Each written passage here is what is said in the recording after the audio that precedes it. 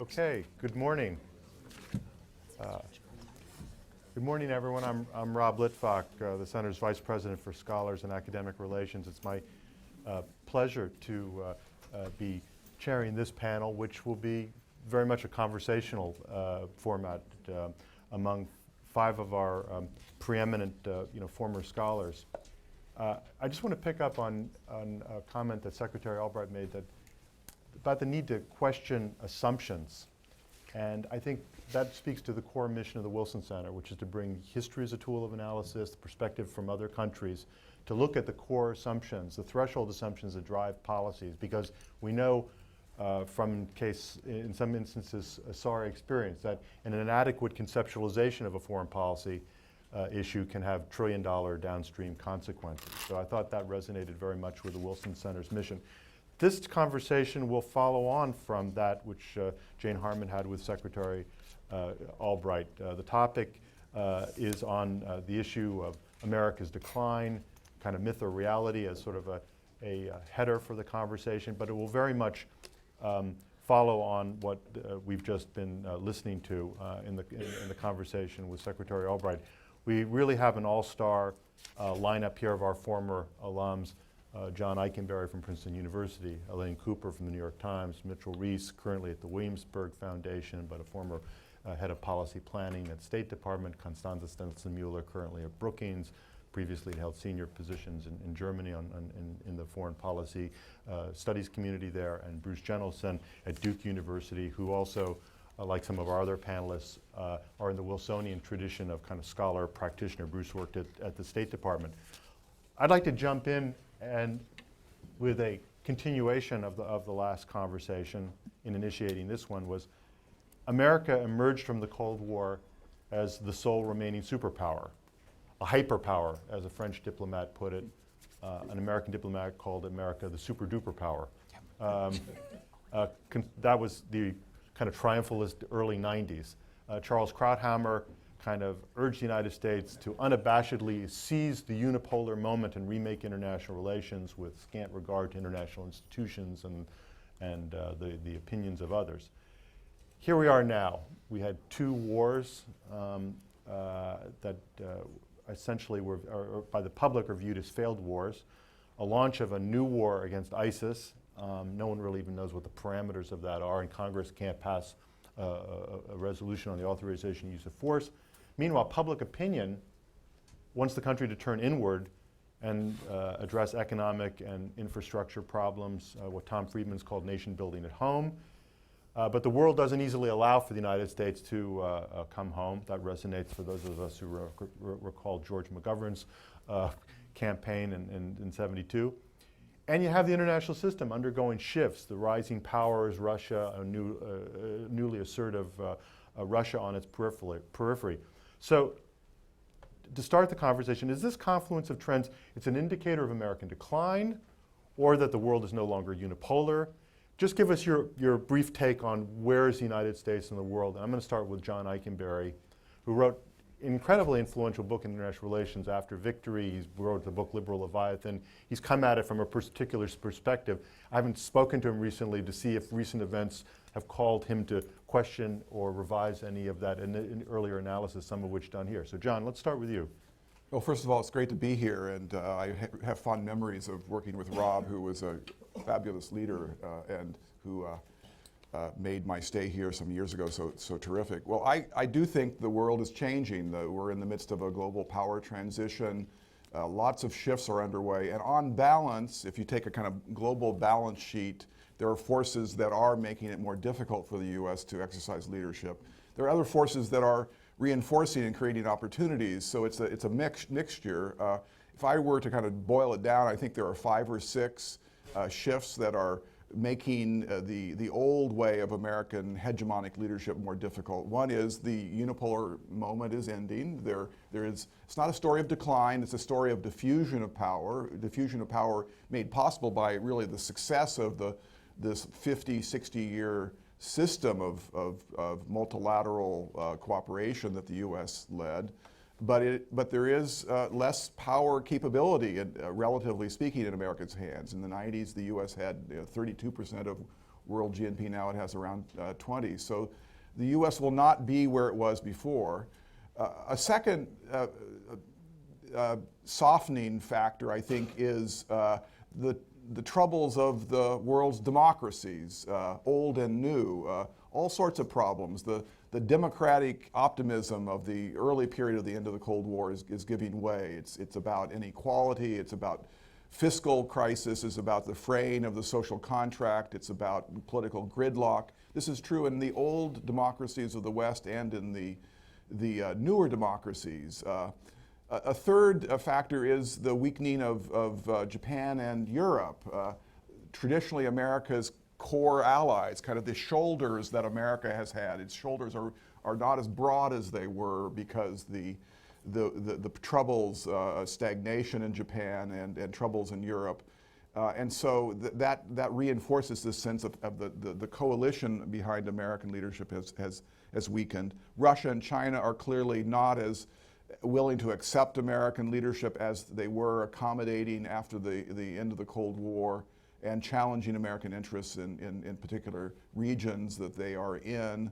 And then finally, I think regions of the world, Middle East most dramatically, but also East Asia, are either in transition or breaking down. And so while at the global level, the good news is I think there is no great power that has a different set of more appealing ideas for organizing the world, but the U.S. is going to have to work harder through diplomacy and what I would say the grand strategy for the next period needs to be one of rebuilding the coalitions and institutions upon which the United States has exercised leadership.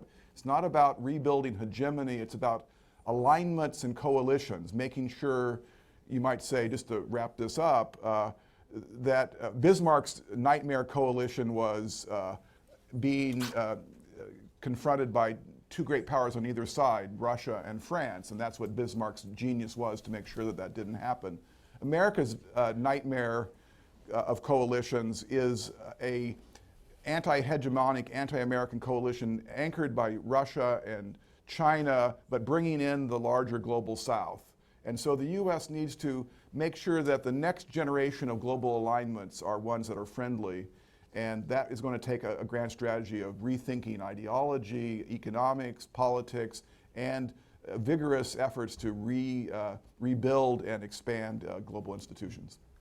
I want to go next to kind of Mitchell and Bruce, because each of them worked on the policy planning staff. Mitchell headed it with Secretary Powell, and Bruce was recently there under Secretary Clinton. And George Kennan's name was invoked in the first panel. Given the kind of macro trends that John pointed to, if you were in policy planning now, and Bruce, you just left, talk about it sort of from the governmental perspective. Give us your take on it from the experience you've had. Sure, thanks, Rob. And let me echo John's comments about the Wilson Center. I spent many enjoyable years here, and it was a great privilege to work with you, Rob. And I think this is the premier think tank in the city, if not in the country and the world. I really want to just emphasize, maybe take a different tack on one of the points that John mentioned, is that when we look at American decline, I think there are two broad comments. I think a stronger argument that the United States is declining is that there's been a decline of American allies and alliances, and this John alluded to as one of his 5 points. We know about the challenges from Europe and that the Europeans face. They're continuing to work on their European integration dream that's come up with some recent problems with their economy. Japan's economy has been stagnating for 2+ decades. The reset in relations with Russia didn't quite work out the way we had hoped. Traditional U.S. allies across the Middle East have been more estranged from the United States in the last few years. So I would question the capacity of the United States to actually rebuild these alliances over the next few years. I think that the choice for the United States and the next administration is going to be between determining to do things unilaterally, which comes at a very high cost, or having a smaller footprint in the world. Mm-hmm. And so just from a policy perspective, I think that that's going to be the reality, because we're just not going to have the partnership capacity that we've had in the past. The second point is that it's not clear to me that we are in decline. I think that a lot of these things are cyclical. I think actually the conversation about whether we're in decline or not is a sign of our vitality and sort of democratic health. We know that demographically we're the only great power that's going to be getting younger over the next 20, 30, 40, 50 years. That's a very good sign. Our economy is not where we would want it to be, but it's pretty strong. And if you've been following the stock market the last 5 years, you've been pretty happy. We have political problems in DC. We have economic inequality that's growing. We have infrastructure problems. But all these problems are within our own destiny to control. We're very fortunate that way. We can make the decisions that can change this if we can muster the political will in order to do so. And so I think that we also are much more resilient than any other country around the world. We have the ability to self-correct. And Madeleine mentioned the Carter administration. So we remember double-digit inflation, the misery index that William Safire came up with. We were able to figure a way out of it. And so I think that that allows us to have sort of inner strength that other countries don't possess. Great. Bruce. So also let me echo the thanks to the Wilson Center for the time I spent here and the continuing work we've been doing together. And also kudos to Mike Van Dusen for this effort to bring together alumni, although I will say, Mike, that if you had asked me to come to Paris, I would not have said no. So I think that, part of the declinism debate to me, I mean, there are definitely things we need to take care of at home. I mean, even taking into account what John said about, other countries, Europe and others not doing very well. If you look at the OECD rankings on a whole range of domestic policy, healthcare, K through 12 education, even our prize thing of percentage of adults with college degrees, our lines have been going down compared to our competitors, and they have a lot of problems. So there are a lot of issues. There are issues about how we use our power. But part of my concern about this debate, as is carried on in different elections particularly, is that it becomes a form of denialism, right? And it's really so much about ourselves that it doesn't look at these trends that are fundamentally transforming this era, living in a transitional era. And Madeleine, Secretary Albright did speak to that, and John made some points. And so let me just add sort of the 4 points, 4 trends that I see that are important, and then relate them to how one tries to deal with these in a policy planning context.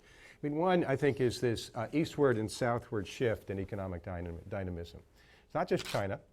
Jeffrey Immelt, who's the CEO of General Electric, has said the billion people joining the middle class in Asia are the engines driving global growth.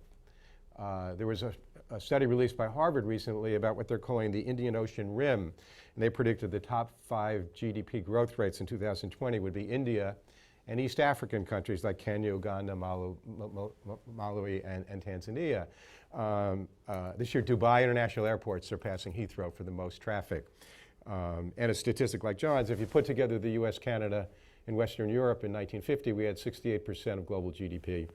And by 2050, it'll be less than 30%. So there is a shift in where the growth is. And to put it very frankly, there are more people that need refrigerators and air conditioners for the first time in a lot of those countries.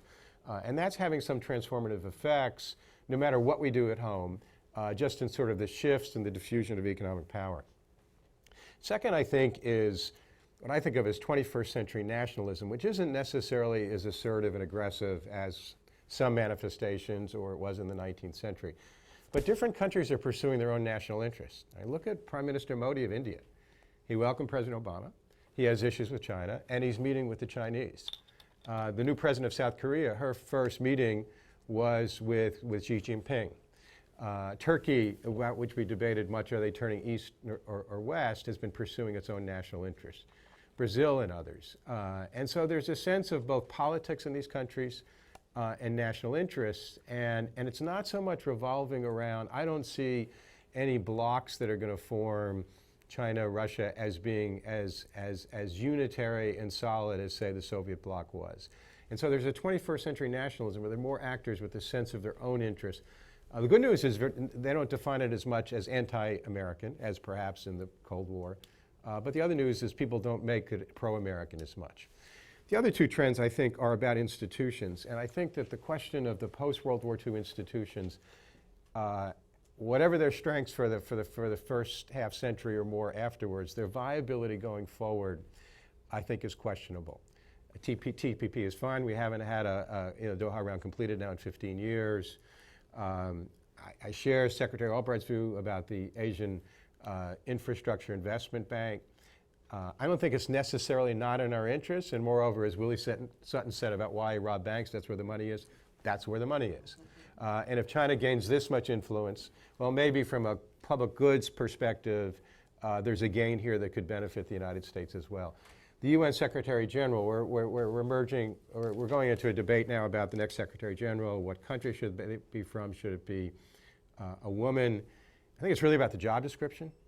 The only, in my view, Secretary General who really made the institution as effective as could be was Dag Hammarskjöld, who was an assertive diplomat in the Suez Crisis, many other examples. So, this isn't our fault, but I think the question of these institutions. The last point, I think, is there was a commercial on American TV that's still kicking around about Las Vegas. It says, what happens in Vegas stays in Vegas. Well, what happens inside states doesn't stay inside states, what I've sort of called in my writing the Vegas dilemma of international affairs. It's not totally new. Intrastate issues, poured out during the previous eras. But I think the extent to which international instability comes from intrastate instability, ISIS would not be what it was if it wasn't for Syria. And moreover, Syria has the capacity to destabilize the entire region, not only Iraq, potentially Lebanon, Jordan, and elsewhere. The instability inside Ukraine created the opportunity for Putin to be as revanchist and assertive as he's been. The refugee flows all over the world. We have never dealt that well with intrastate issues, and so the normative challenges and the strategic challenges. How you deal with those in policy planning, I mean, my experience, I have to say, has not been particularly positive. It's sort of the tyranny of the inbox. And obviously there are things that you can't predict and come in, but in some ways, if you don't have a strategic framework, it makes your inbox even more full. And I will say that in my experience with people on the military side of the street, I think they have a tendency to think about strategy more than we do on the civilian side. And this is a bipartisan comment. I think we really need to think about strategy a bit more as we, in State Department policy planning and in a whole variety of other places that affect how the executive branch pursues these challenges. Great, thanks, Bruce. Elaine, let's go over to you. I mean, you've been a foreign reporter, so you've sort of been out in the world, seeing how the world kind of perceives the United States. You've been covering in Washington how the sausage, so to speak, is being made, from various vantage points. What's your perspective on these issues we've been discussing? Well, it's like I think I come down firmly on the side of myth when we start talking about decline in American power, but that's probably partly because I don't spend as much time thinking about it on a theoretical level. I spend much more time seeing just how much everybody seems to still be coming to us for everything. And so my experience is probably much more anecdotal, but what I see and in the past year and a half, it's really good, by the way, to be back at the Wilson Center, and I automatically went to my 7th floor cubicle when I came in here, and I see my Diet Coke is still on the table. But for the past year and a half since I left the Wilson Center, I've been covering the Pentagon, and it's a really weird new beat for me because it's just so vast and there's so much going on, and I travel the world now looking at it through the lens of the American military, and it's amazing to me just how much everybody still seems to depend on us. You have Gulf allies who were at Camp David yesterday with President Obama. And at the same time that the United States we're asking them to carry more of their own load for what's going on in the Middle East. They're here wanting to trying to get a defense pact with the United States and trying to get some sort of commitment, which they didn't get and they're not going to get, that we will defend them, in the event of an external attack. So our response, we'll sell them more weapons and try to get them to do more for themselves. But it's very much it's very much, I think, reflective of what so many Americans believe, which is that we don't want to carry the weight of the entire world. When I look at the response, for instance, to Ebola in my home country of Liberia, and where you had a global, the world sort of letting this get worse and worse, and it wasn't until the United States stepped up and called on everybody to get their act together that you saw things really start to move and start to shift and the curve start to bend. When I traveled to Asia with the Secretary of Defense. All the talk there is about how is the United States going to rein in China in the South and East China Sea. And you're looking at disputes over these little piles of rocks, but that people are turning to the United States to try to figure out how to rein in. So the whole idea, I think the whole idea for me of sort of a decline in American power is hard for me to sort of see. Right. Because anecdotally, I just see it so much the opposite, and I don't know who, if we are declining, I'm not sure who we think is going to be taking our place. And I guess I think when you start talking about a balance, I don't see a real competitor there, not including China. Well, it also relates to the different kind of categories of power. I mean, you're in the Pentagon, and that's really where the United States has there's a power disparity between the United States and kind of others. And when a Libya case comes up and there's an impetus to do an intervention, say by the European powers, Britain and France, you sort of see where this leading from behind comes, because it's really, if there's going to be an intervention, the United States militarily has to take kind of the early lead. That first couple days in Libya, where we fired $1 billion in cruise missiles to take out the Libyan air defense system. But let's go to Constanza, because you kind of know America very well. I mean, you've been living in Europe, and so you bring a different perspective to this question of how America is viewed. And then we'll continue some of these themes. I know John wants to jump in on some of the points raised. So, Constanza. Sure. Well, again, it's wonderful to be back here. I'm one of the Wilson Center's more egregious failures because I was here, I think, 12 years ago for 3 months. When I was still a journalist. I was defense and security editor for Die Zeit, which some of you will know as a German national weekly. And I had the wild idea that I could write an essay on the Bush administration's military space program. And of course, it was completely naive of me to think that I could get any information on this that then would be, that would be worth publishing. But I did have a fun time researching it. I did have a couple of really memorable interviews, including in the Pentagon. And I learned a great deal, although I did not produce a paper. And it's, under the circumstances, very nice of you, very nice of you to invite me back. No, I decided that, I just didn't have enough. And I went to Sam and said, I'm really sorry, Sam, I'm an idiot and I ought to have known this before. And, if you want me to write anything else. Anyway, here I am. As you can see, it hasn't really damaged my career. And I still love the Wilson Center, and I'm grateful every time I'm called back. Although I will say, it is freezing up here. I don't know how it's down there, but every time I am on this panel, I think, damn, I should have brought a coat. I won't tell you how much money we've spent on the air conditioning to get it right, but actually the colder temperature does help keep people focused. So. All right, well, yeah, unless you actually see me freeze up. Now, to answer your question, U.S. decline, no, I don't believe in that either. What I do believe is something that I think is probably a little more in line with what John and Bruce have been saying, which is that the world has changed, and with it, so has the nature of power. And what states can deploy today, even very strong democratic states can deploy today as power tools. I think what we're seeing is the falsification of the theory that globalization and deep integration would produce peace and democracy all over. Instead, we're seeing friction, competition, and in some cases violent competition. And we're seeing a world where that friction is between the winners of globalization and the losers of globalization.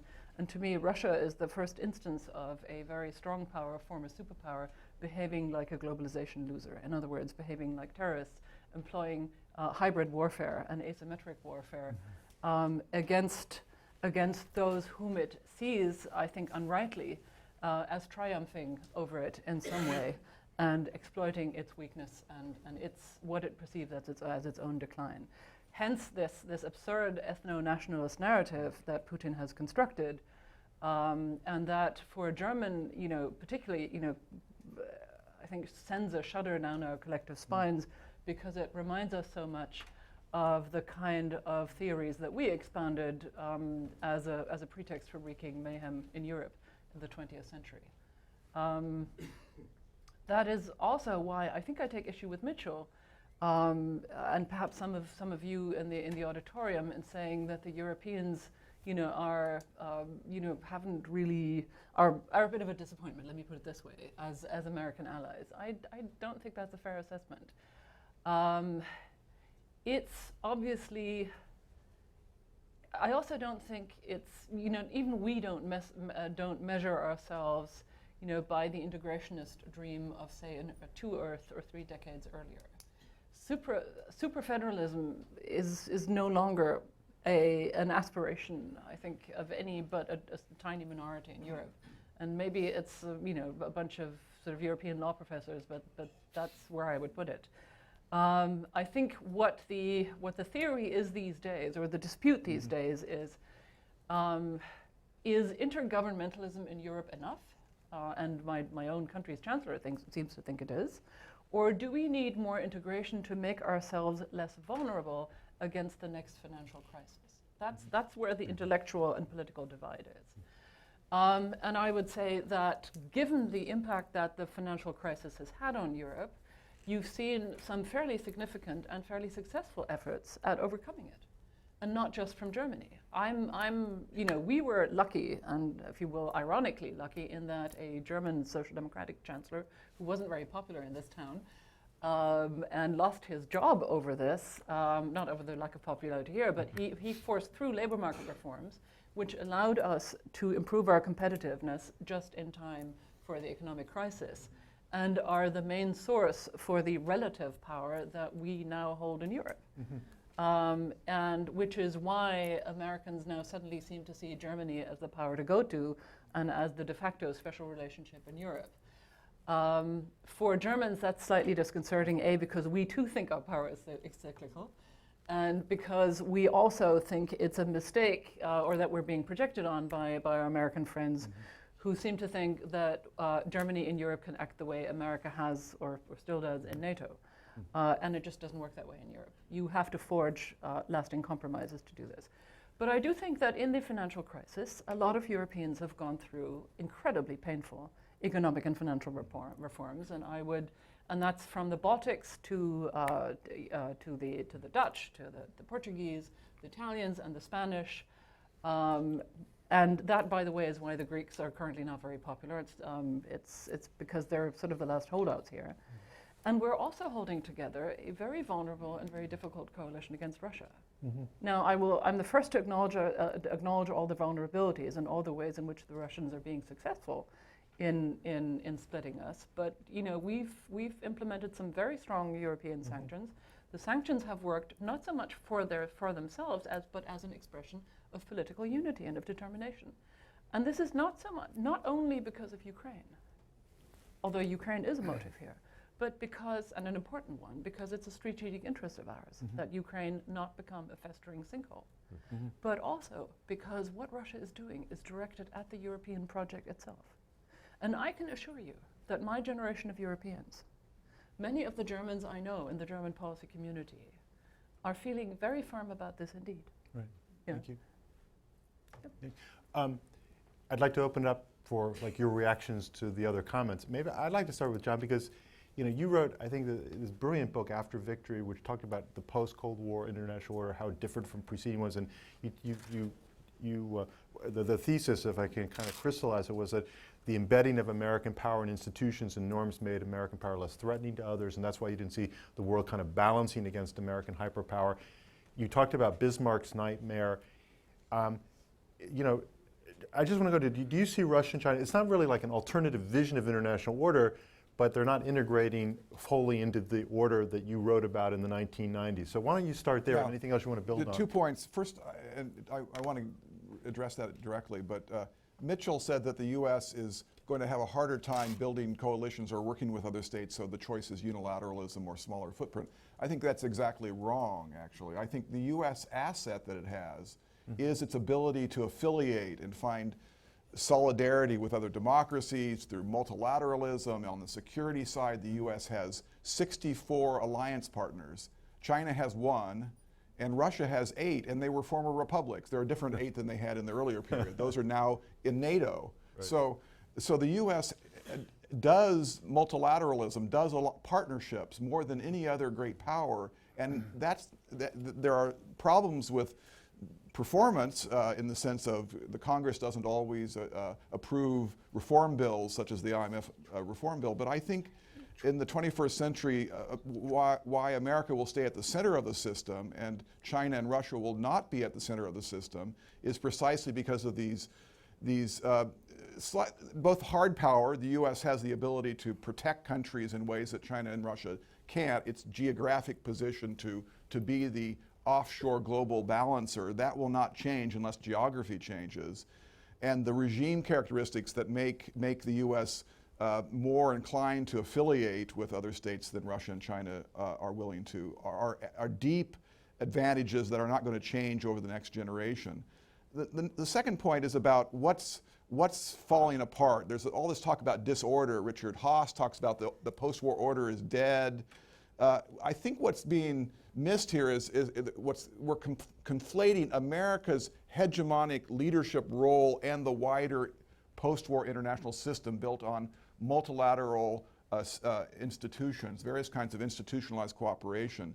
The struggle today is about authority. It's about who gets to run that system. And American hegemonic authority is being contested. Countries want seats at the table, but they want the table, and there's no major vision out there by Russia, China, or anybody else about an alternative world order that isn't built around liberal order, literally, which means open international relations and some kind of loosely rule-based system.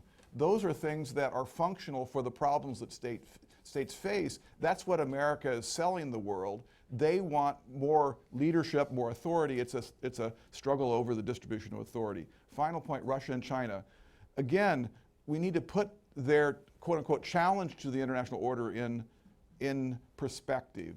It is a challenge based on weakness, not strength. That would be my claim. That what Russia and what Xi's Russia and Xi's China and Putin's Russia worry about is regime change, their own regime change, not American intervention, not an Iraq regime change, but the underlying insecurity that comes from authoritarian states operating in a dynamic world liberal capitalist system, that they feel their regimes are threatened by the mere success and dynamic presence of this larger order. They want to be in the order because their regimes do depend on growth, so they need to be at least partly in that order, but they worry about being overtaken by it. And so in that sense, they are conservative reactionary dynamics.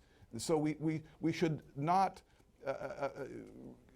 cast them as assertive states that have found new successful models of modernity and are now marching forward to claim the high ground of international order. Quite the contrary.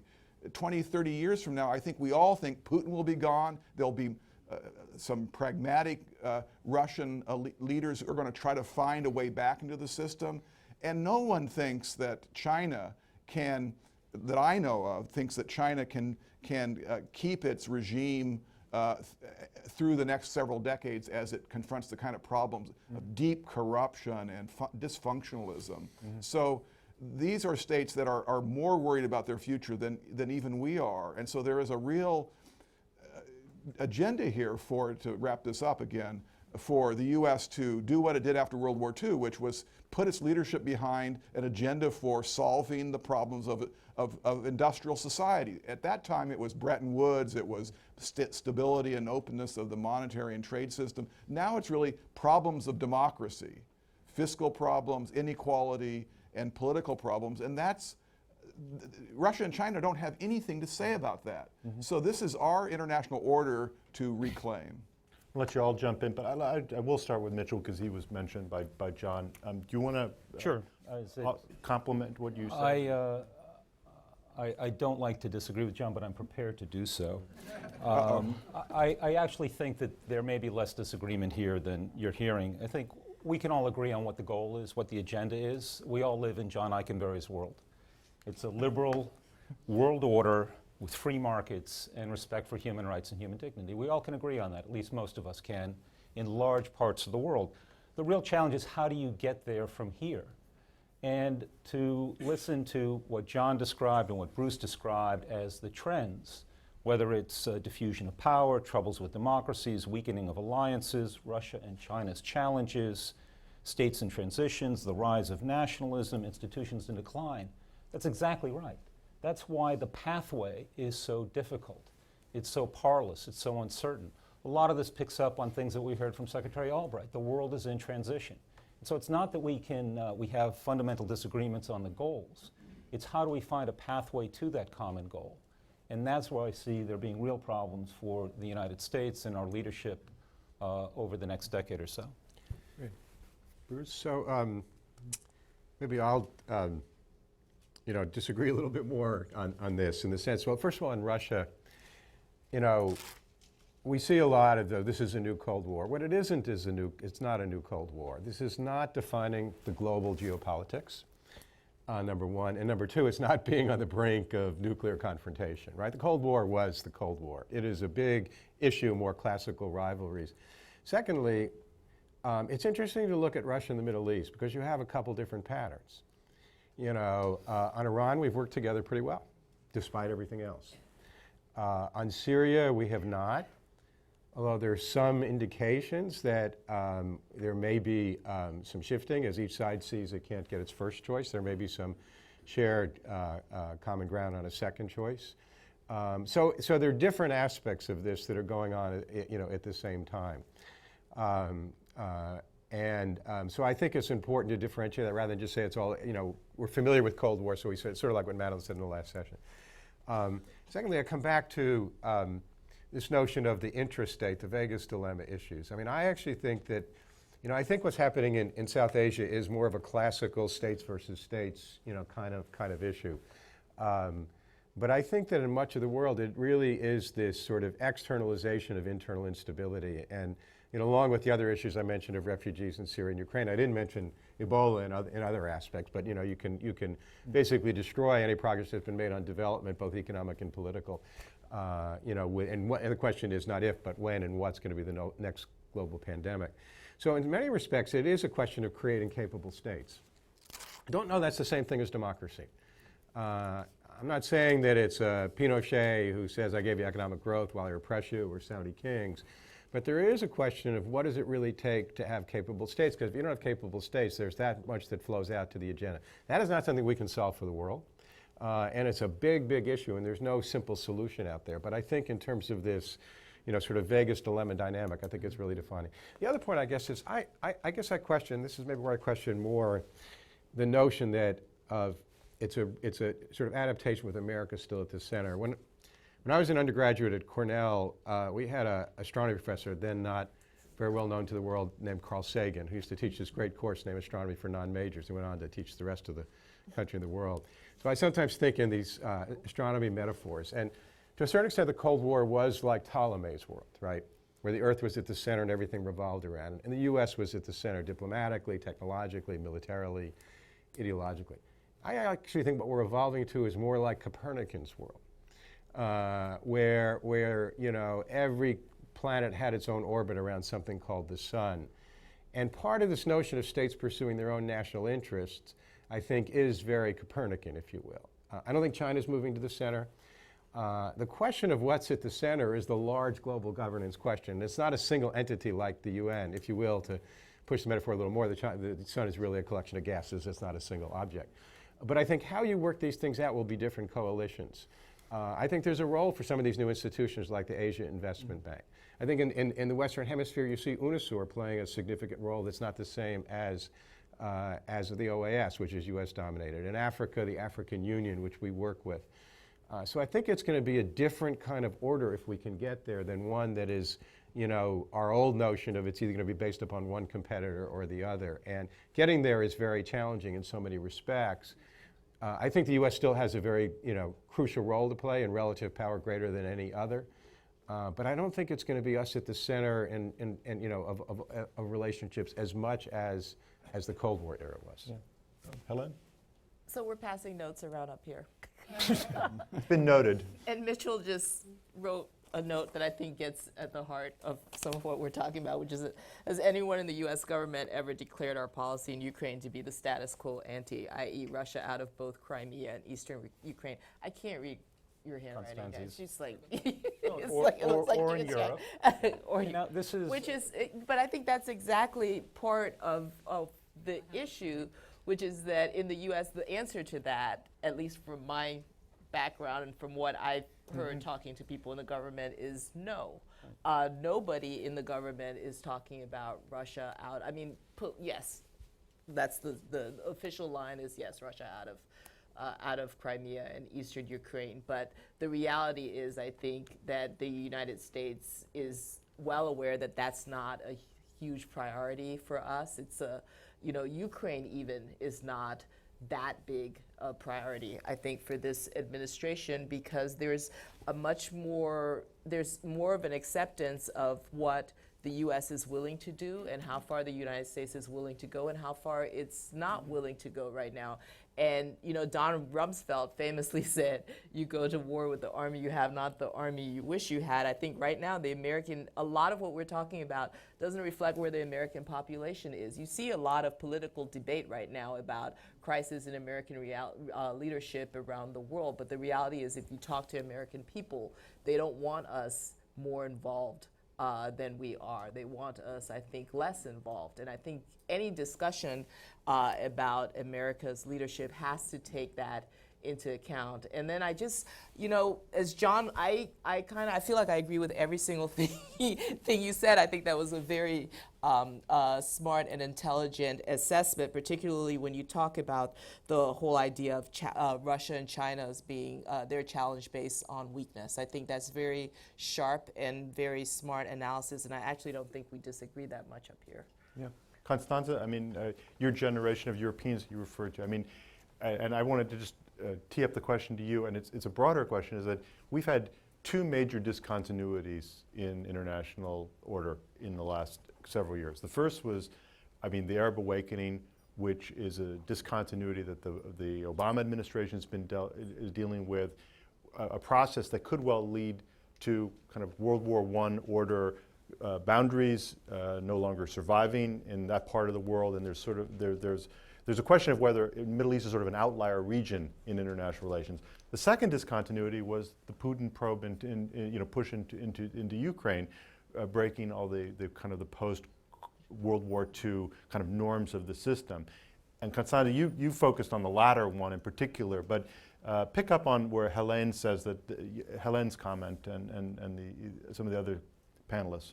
Well, there are a couple things that I'd like to pick up on. I agree with John that what we're seeing is we're seeing weak challengers rather than strong challengers, and sometimes they're just spoilers or free riders. And both the Russians and the Chinese do all of those. And in some cases, they also cooperate. So this is one of the reasons why it's so difficult to design a successful policy to deal with them, and why I think the White House still hasn't come out with its Russia reset, or the reset of the reset, because it's just really hard. Yeah. And I have a great deal of sympathy for that. That said, I think the significant difference between the Russians and the Chinese is the way they see the world.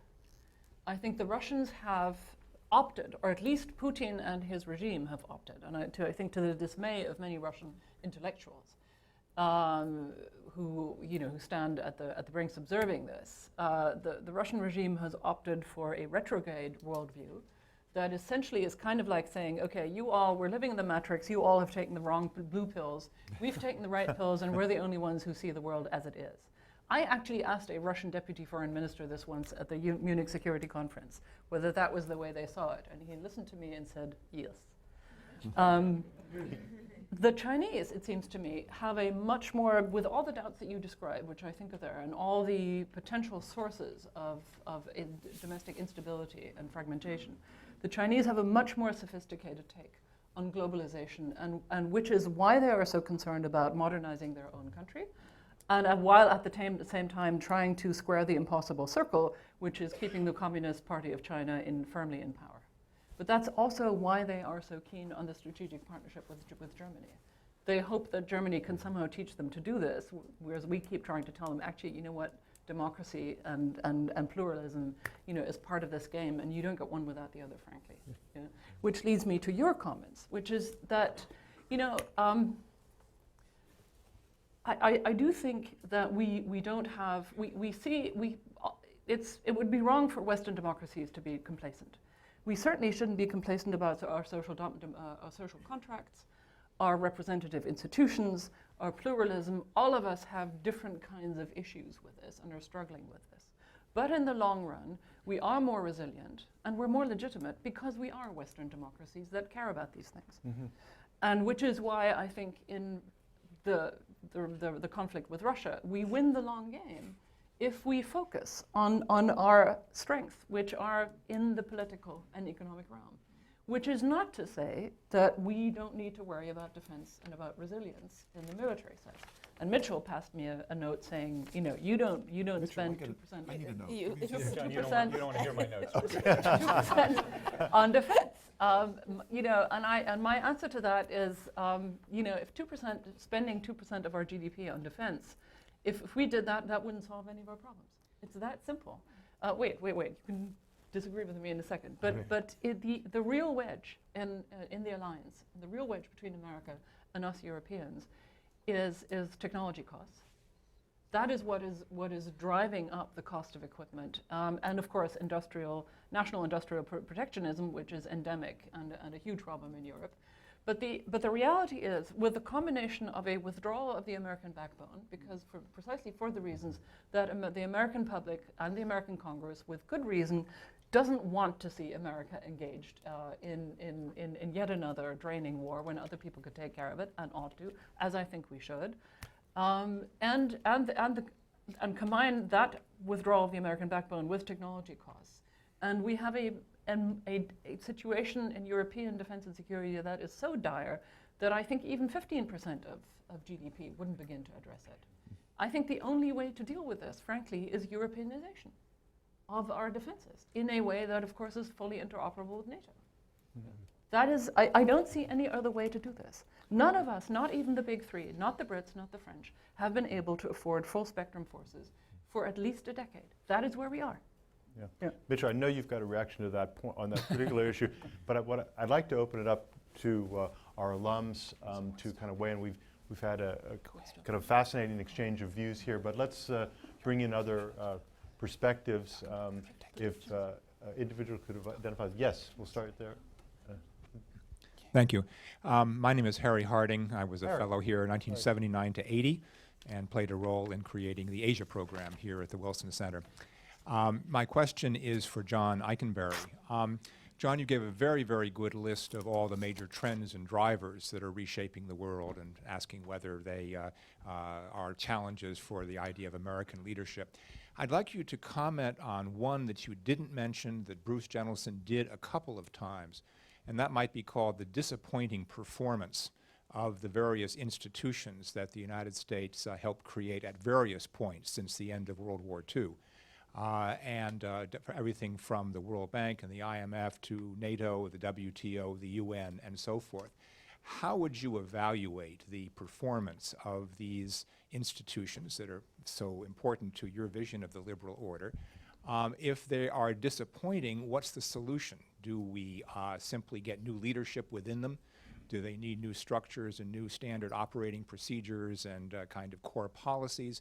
Do they need to be supplemented? Do they need to be replaced?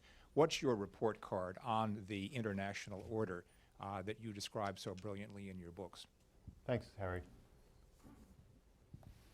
I should also say John heroically arrived here because there's been trouble on Amtrak on the Eastern Corridor, and so he didn't come 4.5 hours by car. Yeah, I mean, we really we owe you one, John. For John, blame me for that also. Yeah.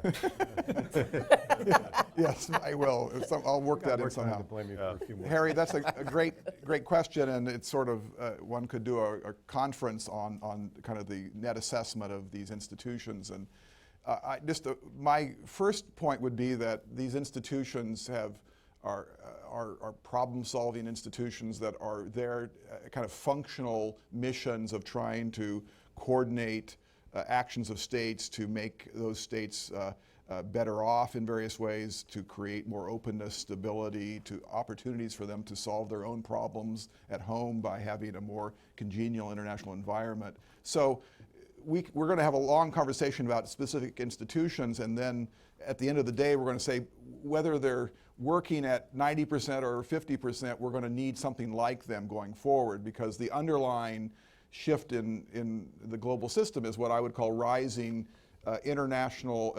rising economic and security interdependence. That is to say, increasingly people in other places matter for our health and well-being. Economically, it matters what people do in other places, how they burn energy, how they treat minorities, how they provide for public health. So in the 21st century, looking out 10, 20, 30, 40 years, we are going to need more of this stuff being multilateral cooperation, not less of it. And I think that will drive a lot of world politics, and even reluctant states like China to find their own pathway towards something like this. My second point would be that these institutions have been wildly successful for many decades, indeed generations. The WTO is probably the most successful global institution, creating the most legalistic kind of mechanism for not just liberalizing trade, which it did through the GATT, but also providing, even today with the failure of Doha, dispute settlement mechanism that more states are using, including China. It's become a mechanism for integration and a kind of almost kind of a process for solving problems, as opposed to tackling the ever more difficult liberalization agenda issues, which go further and further into domestic politics and away from just tariffs.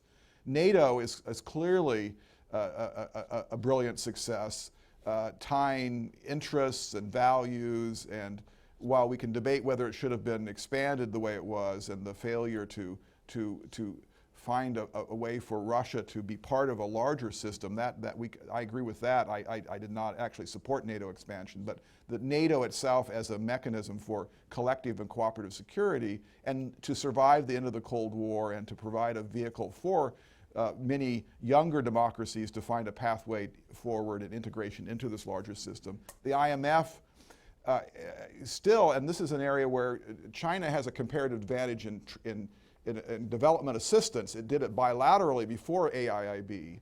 And so China's movement towards AIIB is a multilateral turn. It is, in one way or another, for one reason, maybe after victory reasons, it's trying to find a way to signal its public goods, benign hegemonic intentions, but it is doing what these other institutions are doing, bringing states together to look for best practices, universal principles, and create and aggregate resources that states can use. And the IMF is going to survive that, so too the World Bank. And my prediction is that there will be competitors. It's probably good for the World Bank to have the AIIB.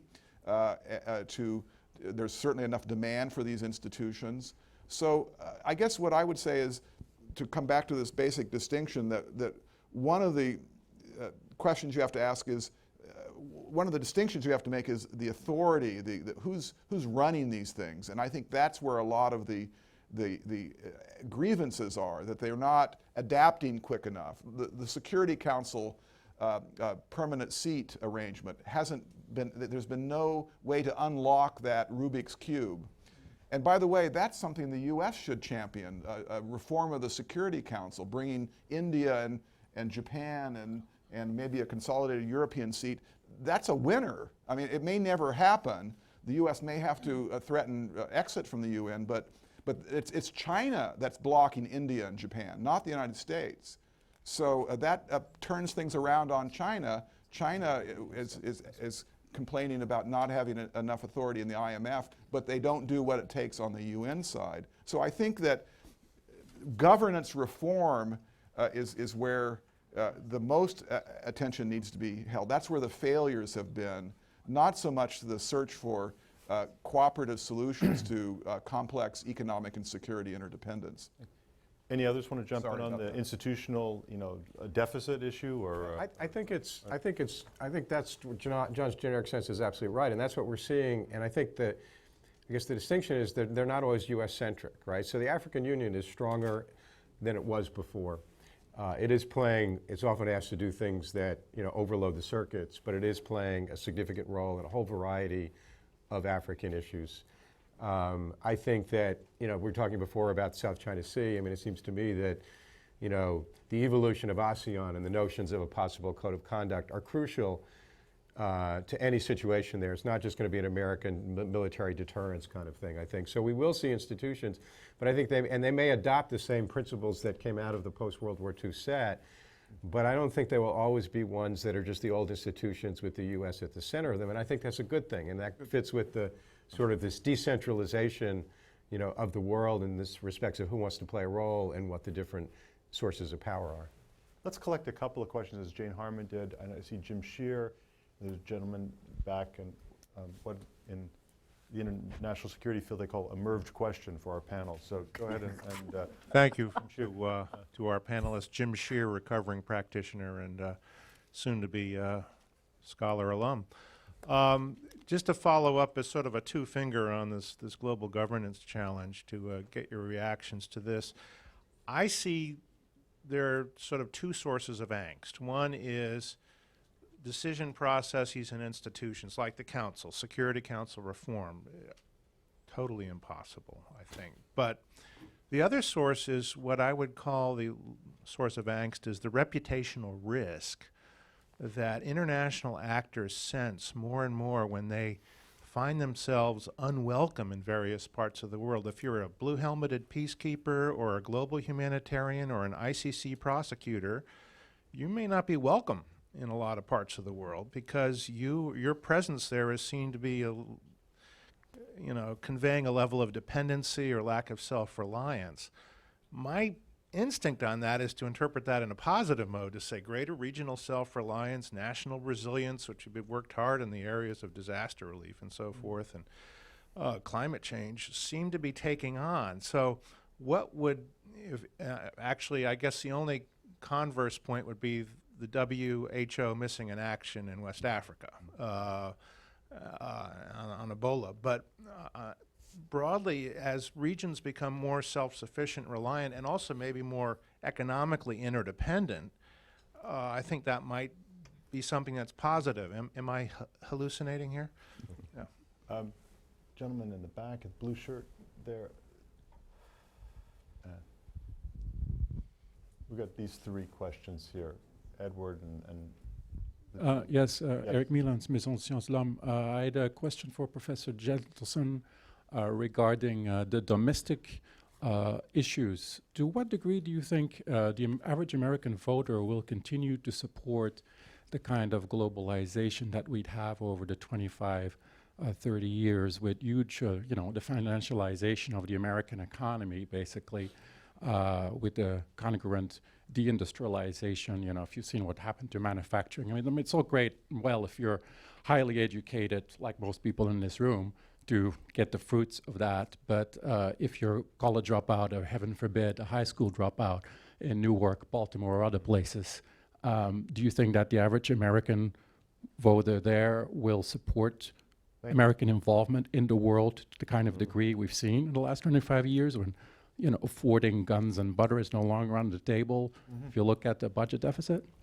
the gentleman just in front of you who has his hand up. Page from Voice of America. When talking about the United States as the indispensable nation these days, about China, it seems to be in this country there's a debate about China. On the one side, the people say that China may be going to be a bad Russia on steroid, so we should try our best to check it. On the other side, people say that, China is closely linked with this country. We'd like to see China doing well. So how do you look at the debate? Yeah. Edward, and then the woman here in red after Edward, Schumer Matos. Go ahead, Edward. Go ahead. No, you. Okay, Edward Schumacher Matos. I'm currently a fellow here. We're all prisoners of language and the language we use. And I wonder if it isn't time to retire the word ally. And that by using that word, we actually frame the world in ways we don't mean to. And this picks up on everything that you've all said, is that really we're not in an ally, non-ally world. And maybe we tell the Russians, we don't know who you're fighting.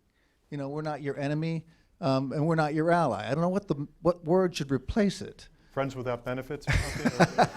And then related to that is that you also don't define the world as nations that are democracies. Let's not go there. Really not. Yeah. You don't define the world as nations that, the democracies and the non-democracies. It's not to say you give up on the concept of democracy and spreading democracy, but you don't push it so aggressively that we are the allies who are democracies. Yes. I want to also to go back to the Elaine Haver, domestic issues, particularly mass migration over the world. Globalization cannot be without mass migration. I'm reading the Pew Research. It says Islam is going to be second after Judaism religion in the United States within 15 years or something. Next was 1 in 7 American is born overseas will be in another 15, 20 years. Now here in DC area, I live right here, we have a school, high school, 61% Hispanic, 15 Asian. The rest is white and people from Middle East. So with this impact of foreign-born people who come to the United States, and I came from the United States from another country, I'm a citizen, but at the same time, all these people who come, how they feel the United States, do they support the liberal and democratic ideas, or do they oppose them because they are our future voters? Now we have a huge impact of children, refugees coming from Central America. These children has not been, many of them, not only do not speak English, that many of them have not been even to school. So there's a generation of uneducated people who come, and as a society we need to bring to the level of the children who are born in the United States and go to our wonderful schools. How do we see our future? And can we keep our democracy and a liberal attitude to women, to minorities, and all that stuff? Maybe pretty soon Democrats or democratic, thoughtful people will be minorities. What's your opinion? A lot on the table there. Who'd like to begin with that range of kind of issues that have been raised? Constanza, the meaning of allies, since you come from an ally. Well, that was an immortal phrase you used. Okay, well. I will, if I use that, I'm always going to quote you, Robert. But let me try and address that, because I think it's actually an interesting question. To the extent that the word ally somehow implicitly also implies not just a non-ally but an enemy, I think that is perhaps a simplification of most of the conflicts that we find ourselves in. I'd say the Russians are behaving in some ways that pretty much make them look like an enemy, but I'm not sure that that's a helpful framing that allows us to get to take this any farther and to figure out what to do with it. Particularly if we're saying the way the reason the Russians are behaving this way is out of weakness. Then what we're facing is not so much a threat as a risk of fragmentation, and this is where your mobility point comes in, because this isn't Joe Stalin's Russia. People can leave, capital can leave, and in fact they are. And where will they leave? They will come to Europe. They already are coming to Europe. And this will be both a brain drain of the best and the brightest, but also a drain of some of the more unpleasant elements, such as cybercrime, organized crime, and so on. In fact, we're already seeing all of that, and it already is a security issue for us. And that's not something you can address, with military means or with alliance means. That said, I think if you leave that aside for a moment, I do very firmly believe in the concept of the West, of a shared community of values and interests, based on the fact that we are representative democracies that care about promoting civil and human rights. And in fact, you will have grasped this by now, I'm a bit of a liberal hawk. I think we are safest when we help other countries transform, particularly the countries in our periphery. We are made unsafe by countries that are undemocratic and are internally at unrest, and that go to war with other neighboring countries in our periphery. And I think we have a strategic interest, and it also happens to be in conformity with our values, to prevent that from happening. And in fact, to encourage countries to go otherwise. And NATO and the EU are the two big projects of the planet that have had a huge success in this. My country has been the biggest beneficiary of this. And the reason why the Ukrainians, who are a country that are, Ukraine is a country that's both profoundly European and profoundly Russian, the Ukrainians are a threat to Russia, not as,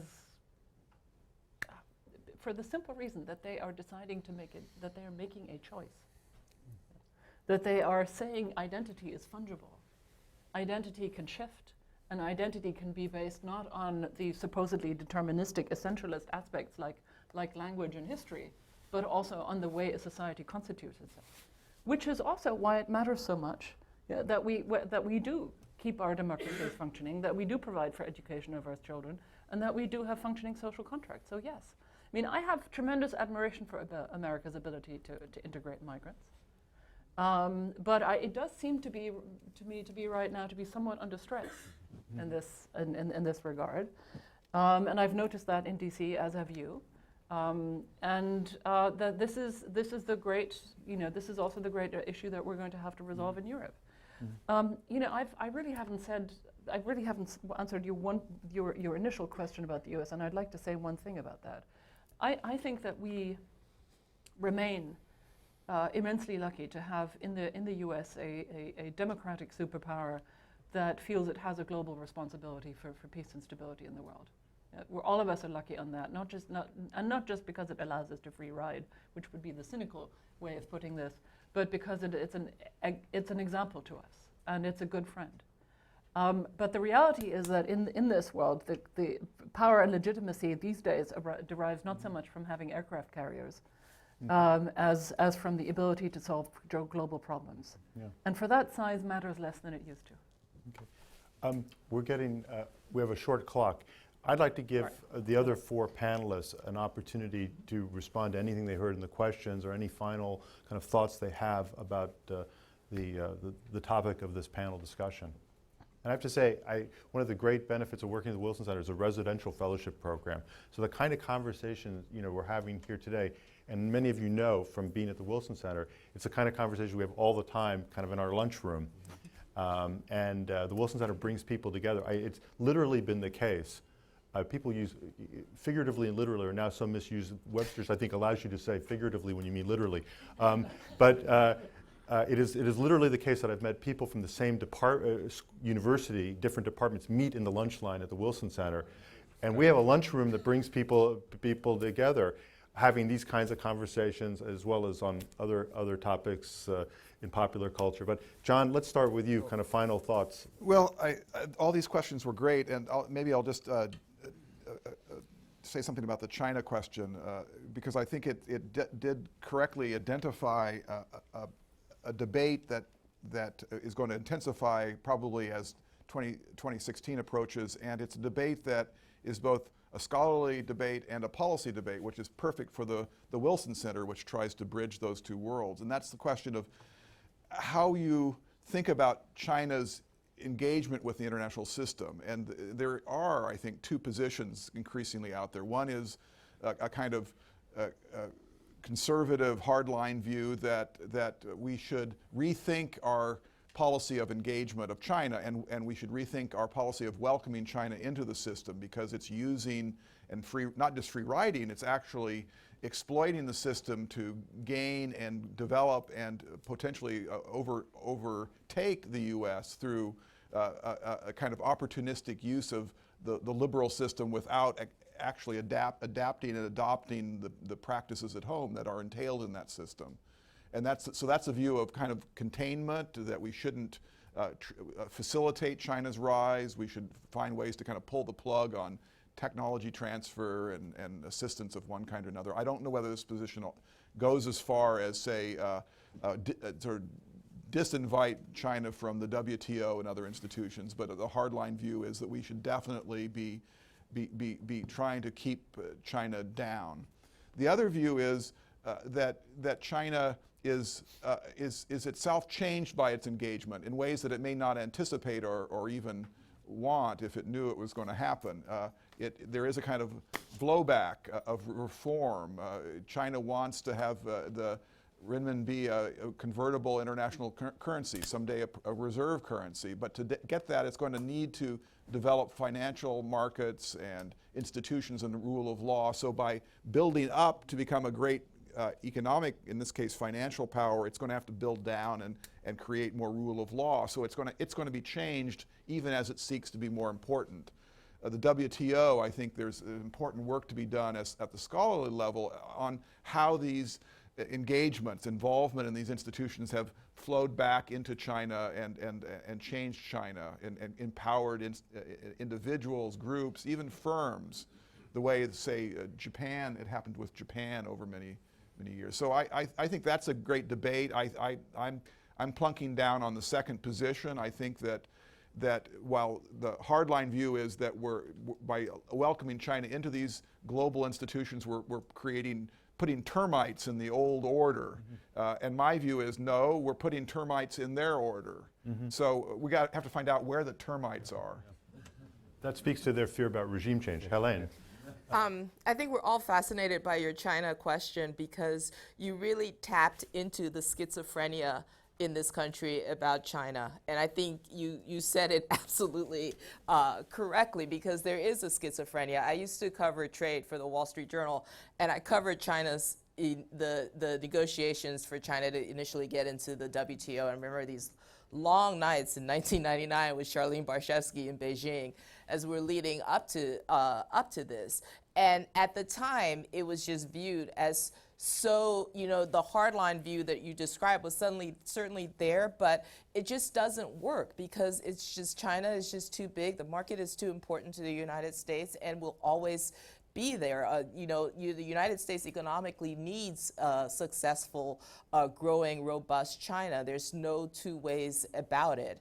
But at the same time, you also have this fear that certainly exists here about a growing, robust China and about China making more muscular moves. And I see that now at the Pentagon, where there is this, it almost seems like a sort of irrational wariness about the Chinese military and how much money is being spent there now to build the Chinese military. And I think that it just, all of that feeds into the debate that you see now about America and China and the different views on the world. I think it's a really interesting question. I would just want to touch your mass migration question, particularly as it relates to the United States. I, like you, am an immigrant here, and that's the topic actually of our next panel. So okay, great. And I moved here in 1980 because and there's a reason my family chose the United States and not somewhere in Europe, and that's because my parents basically knew that I would end up a lot better off if we came here than if we ended up in Europe, and that's why people come here, which is why I don't really fear the immigrants, because I think it's sort of it's a self-defining process. The people who want to come here, people who want to come here because they like this way of life. I don't think they're going to change. I think they're going to enhance American culture, but I don't think they're going to be a challenge on our democratic values at all. Thanks.